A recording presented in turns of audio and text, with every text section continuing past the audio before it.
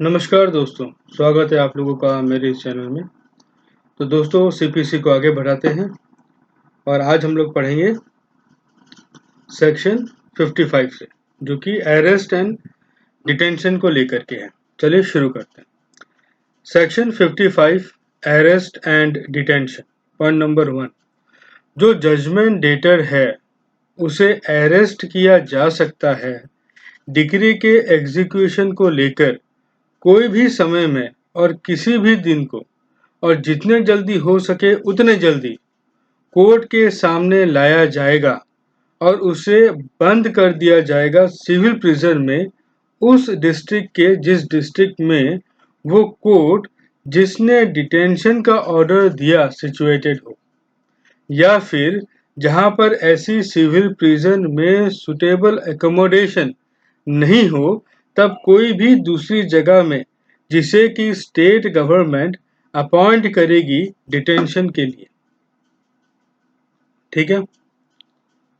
इसमें देखने वाली बात यह है कि इस सेक्शन के अंदर अरेस्ट करने के लिए जजमेंट डेटर के घर में नहीं घुसा जाएगा after sunset and before sunrise, और कोई भी बाहर का दरवाजा ऐसे घर का नहीं तोड़ा जाएगा तब तक जब तक कि घर की ऑक्यूपेंसी जजमेंट डेटर के पास नहीं हो और वो मना कर देता है या फिर कोई भी दूसरे तरीके से रोकता है अंदर आने से। लेकिन जब ऑफिसर जिसे ऑथराइज किया जाता है अरेस्ट करने के लिए, वो अगर घर के अंदर घुस जाता है तब वो किसी भी रूम का दरवाजा तोड़ सकता है अगर उसको ऐसा लगे कि जजमेंट डेटर उस रूम में छुपा हो सकता है। अगर जो रूम है वो औरत के ऑक्यूपेंसी में है और वो औरत जजमेंट डेटर नहीं है और जो कंट्री के कस्टम के नियम अनुसार पब्लिक में अपीयर नहीं हो सकती, तब जो ऑफिसर है जिसे ऑथराइज किया जाता है अरेस्ट के लिए, वो उस औरत को नोटिस देगा कि वो स्वतंत्र है घर से निकलने के लिए, और उसको रीजनेबल टाइम दे देने के बाद निकलने के लिए वो ऑफिसर रूम में इंटर कर सकता है अरेस्ट करने के लिए।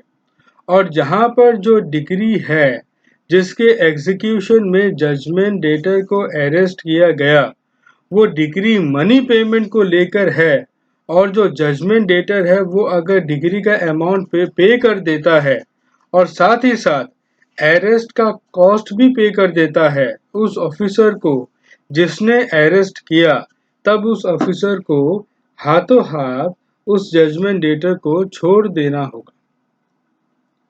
जो पॉइंट नंबर 2, जो स्टेट गवर्नमेंट है वो ऑफिशियल गैजेट में नोटिफिकेशन देकर बता सकती है कि कोई भी पर्सन या क्लास ऑफ पर्सन जिसकी अरेस्ट में कोई खतरा हो या पब्लिक को कोई असुविधा हो, तब उस पर्सन या क्लास ऑफ पर्सन को अरेस्ट नहीं किया जाएगा डिक्री के एग्जीक्यूशन को लेकर, बल्कि ऐसा प्रोसीड्यूर फॉलो किया जाएगा जो कि स्टेट गवर्नमेंट अपनी ऑफिशियल गैजेट में बताती है।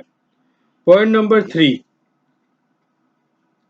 जहां पर जजमेंट डेटर को अरेस्ट कर लिया जाता है डिक्री के एग्जीक्यूशन में जो कि मनी पेमेंट से जुड़ी हुई हो और कोर्ट में लाया जाता है, तब कोर्ट उसे इन्फॉर्म करेगा कि वो अपने आप को इंसॉल्वेंट घोषित कर सकता है और उसे छोड़ दिया जा सकता है अगर उसने कोई भी काम बैड फेथ से ना किया हो, और अगर वो कंप्लाई करने को तैयार हो जाता है इंसॉल्वेंसी का provisions.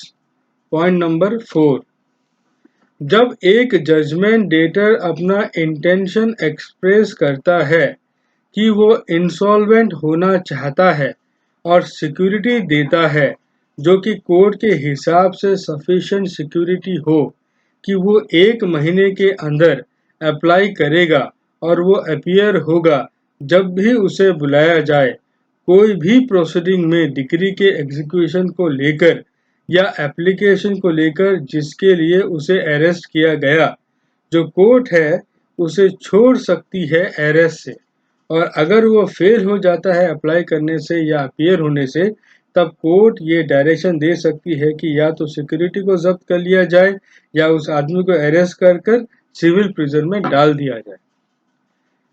Section 56. Prohibition of arrest or detention of women in execution of decree for money. Court ऐसा ऑर्डर नहीं दे सकता अरेस्ट करने का और बंधक बनाने का सिविल प्रिजन में किसी औरत को डिग्री के एग्जीक्यूशन में जो कि पेमेंट ऑफ मनी से रिलेटेड हो। सेक्शन 57. Subsistence allowance. जो स्टेट गवर्नमेंट है वो स्केल्स फिक्स कर सकती है रैंक, रेस और नेशनलिटी को मद्देनजर रखते हुए जजमेंट डेटर्स के लिए मंथली अलाउंस। ठीक है। सेक्शन 58. Detention and release. हर वो आदमी जिसे बंधक बनाया जाता है सिविल प्रिजन में डिग्री के एग्जीक्यूशन के तहत, उसे बंधक बनाया जाएगा। नंबर ए, जब डिग्री मनी पेमेंट को लेकर हो जो कि 5000 रुपीज से ज्यादा हो, तब उसे बंधक बना के रखा जा सकता है for a period not exceeding 3 months। Number B, और जब डिग्री मनी पेमेंट से जुड़ी हुई हो जो कि 2000 रुपीज से ज्यादा हो लेकिन 5000 रुपीज से ज्यादा नहीं हो, तब उसे 6 वीक्स से ज्यादा बंधक नहीं बनाया जा सकता और उसे छोड़ देना पड़ेगा ऐसे डिटेंशन से ऊपर बताए गए पीरियड से पहले। नंबर 1, जो अमाउंट वारंट में मेंशन किया जाता है डिटेंशन ना होने के लिए, अगर वो amount judgement debtor civil prison के ऑफिसर इंचार्ज को पे कर देता है तो। नंबर 2, डिक्री जो उसके अगेंस्ट है उसे पूरी तरीके से अगर सेटिस्फाई कर देता है तो। पॉइंट नंबर 3, उस पर्सन के रिक्वेस्ट पर जिसकी एप्लीकेशन पर उसे अरेस्ट किया गया। पॉइंट नंबर 4, अगर वो पर्सन जिसकी एप्लीकेशन पर जजमेंट डेटर को अरेस्ट किया गया, अगर वो जजमेंट डेटर को सब्सिस्टेंस अलाउंस देने से अगर मना कर देता है तो। इसमें यह बात भी ध्यान रखना जरूरी है कि ऊपर के पॉइंट नंबर 2 और पॉइंट नंबर 3 में जजमेंट डेटर को तब ही डिटेंशन से छोड़ा जाएगा अगर कोर्ट ऑर्डर देता है तो। 1A, कोई भी डाउट्स के रिमूवल के लिए ये क्लियर कर दिया जाता है कि जजमेंट डेटर को प्रिजन में डिटेंशन नहीं किया जा सकता इन एग्जीक्यूशन ऑफ डिग्री अगर उसका पेमेंट के अमाउंट ₹2000 से कम है। ठीक है। पॉइंट नंबर 2, एक जजमेंट डेटर जिसे रिलीज कर दिया जाता है डिटेंशन से इस सेक्शन के अंदर, इसका मतलब ये नहीं होगा कि उसको डेट से भी रिलीज कर दिया गया है, लेकिन उसको सिर्फ एक बेनिफिट मिलेगा कि उसे वापस से अरेस्ट नहीं किया जा सकता उस same degree. Section 59, release on ground of illness. Point number 1, अगर वारंट इशू कर दिया जाता है जजमेंट डेटर के अरेस्ट के लिए कोर्ट द्वारा, उसे कोर्ट कैंसिल कर सकती है अगर उसे कोई सीरियस बीमारी हुई है तो। नंबर 2, जहां पर जजमेंट डेटर को अरेस्ट कर लिया गया है, कोर्ट उसे छोड़ सकती है अगर उसे ऐसा लगता है कि उसका जो हेल्थ है वो ठीक नहीं है और उसे सिविल प्रिजन में नहीं रखा जा सकता। पॉइंट नंबर 3, जहां पर जजमेंट डेटर को सिविल प्रिजन में बंद कर दिया जाता है, उसे रिलीज कर दिया जाएगा। नंबर ए, स्टेट गवर्नमेंट द्वारा इस ग्राउंड पर कि उसको कोई इन्फेक्टियस या कॉन्टेजियस डिजीज है, मतलब छुआछूत की कोई बीमारी है। या नंबर बी, जिस कोर्ट ने उसको जेल में भेजा हो वो कोर्ट या कोई दूसरा कोर्ट जिसके सबऑर्डिनेट में वो पहला वाला कोर्ट है, मतलब उसका सीनियर कोर्ट, इस ग्राउंड पर कि जो जजमेंट डेटर है वो कोई सीरियस डिजीज से सफर कर रहा है।